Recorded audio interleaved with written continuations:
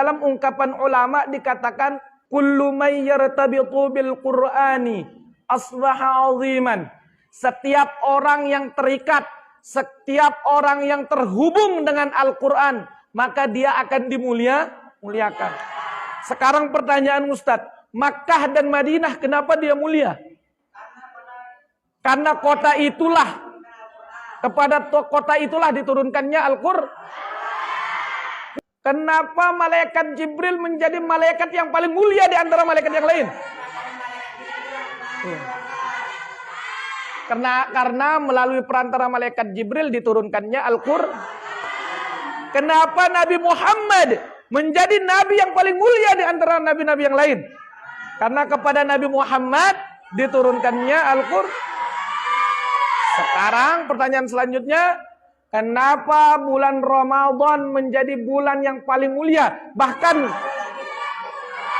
Bahkan disebut menjadi bulan suci, ya kan? Bulan suci Ramadan. Kenapa? Karena pada bulan Ramadan lah diturunkannya Al-Qur'an. Kenapa malam Lailatul Qadar lebih baik daripada 1000 bulan? Ya, karena pada malam Lailatul Qadar lah diturunkannya Al-Qur'an. Maka, nih dengar nih. Maka kita umat Nabi Muhammad bahkan disebut di dalam Al-Qur'an sebagai khairu ummah, sebaik-baik umat. Kenapa? Karena kepada kitalah diturunkannya Al-Qur'an. Maka pribadi seseorang, kalau kita pribadi, nih perhatikan nih.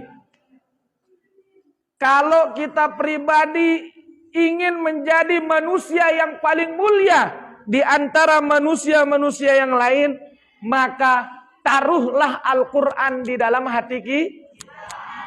Maka jadikanlah Al-Qur'an sebagai pedoman hidup kita. Baca Al-Qur'an, hafalkan Al-Qur'an. Ini yang sering saya pesan sama kalian semua. Dendek lale. Ini ketika tes hafalan satu pun gak ada yang bisa. Ada yang di mondok di tahfiz tapi gak bisa jawab. Ada yang rajin masuk tahfiz gak bisa jawab.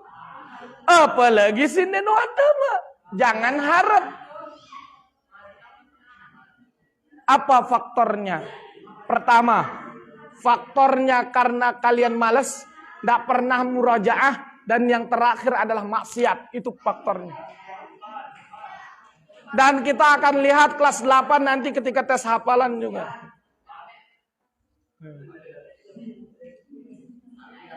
Ini satu pun ini nggak ada yang bisa kemarin. Maka jadikanlah Al-Qur'an itu sebagai pedoman hidup kita. Makanya kata Nabi, ini terakhir yang saya sampaikan. Kata Nabi di dalam hadisnya an Anas bin Malik, dari Anas bin Malik, beliau berkata bahwa Rasulullah sallallahu alaihi wasallam bersabda, "Inna lillahi ahlina minan nas." Sesungguhnya Allah memiliki keluarga di antara manusia. Jadi Allah ini keluarganya di antara kita nih. Ada dia keluarganya Allah. Qalu, kata para sahabat, "Man hum ya Rasulullah?" Siapa keluarga Allah di muka bumi ini? Para sahabat bertanya kepada Rasulullah, siapa keluarga Allah di antara manusia ya Rasulullah? Kemudian Rasulullah menjawab, ahlul Quran huwa ahlullah. Jadi jawaban Rasulullah ini adalah janji Rasulullah. Kira-kira menurut kalian Rasulullah ngingkarin janji enggak? Beliau itu adalah beliau adalah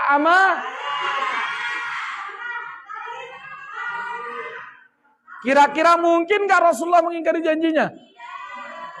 Maka keluarga Allah di muka bumi ini di antara manusia adalah ahli Al-Quran. Orang yang senang baca Al-Quran. Orang yang senang menghafal Al-Quran. Dan orang yang senang mengamalkan isi daripada Al-Quran. Lamun HP biduang ngalang kene bi ngalang kena. Dendek berharap menjadi keluarga Allah. Bakemelean dong gawena. Dendek harap menjadi keluarga Allah. Maka yang paling penting adalah Al-Qur'an. Sering saya sampaikan, jadikan Al-Qur'an ini pacar kalian lah untuk saat-saat ini. Nggak rugi kalian. Makanya kakak-kakak kelas kalian yang dengar kata-kata Ustadz, sampai sekarang masih ada yang menjadi penghafal Al-Qur'an. Lagu arah edasi menyimpang, ada dia. Ya. Ada dia dibuka auratnya dan lain sebagainya, Masya Allah. Tapi ya pegang kata-kata Ustadz nih, selesai kalian di SMP, jangan jauh dari Al-Qur'an. Tidak akan merugi orang yang dekat dengan Al-Qur'an.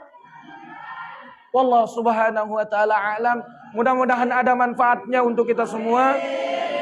Dakian wallahul muwaffiq wal hadi ila sabilir rasyad. Subhanakallahumma bihamdika asyhadu an la ilaha illa anta astaghfiruka wa atubu ilaik. Sekian, assalamualaikum warahmatullahi wabarakatuh.